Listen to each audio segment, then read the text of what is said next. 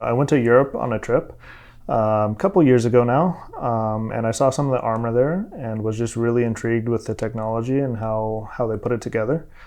So I decided I would try and make my own chainmail.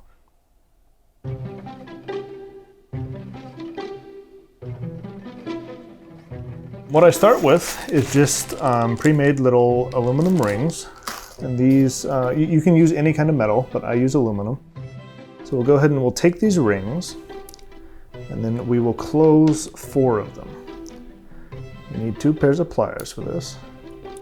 You just push them together so that they look closed like that. And once you've done this 4 times, you will put all of these closed rings into an open ring. This is called 4-in-1 mail. This is the kind of chainmail that was very commonly used in Europe.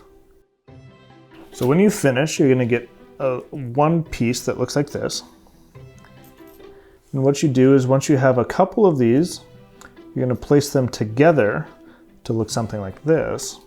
And then you're just going to connect them with another open ring.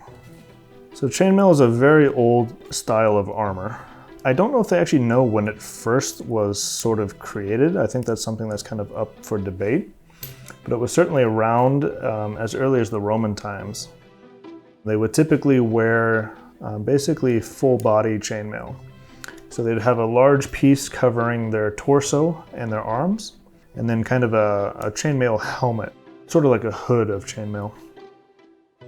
Chainmail is really good armor at protecting against slashing, like any kind of cuts, but it's not so good at protecting against blunt trauma and against more sort of penetrating type, like stabbing sort of injuries.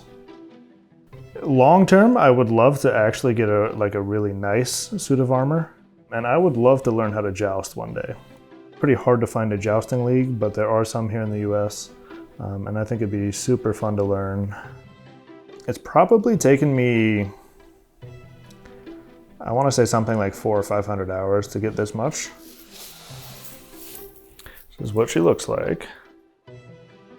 I think this is about 6 pounds, which is not too bad. Like I said, it is aluminum.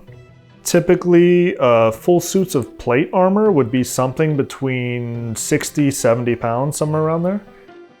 Mail was actually more heavy because there tended to be more metal.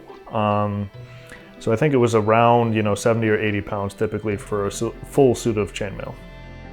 So it is quite a bit like knitting, honestly. It's a bit like just knitting with metal.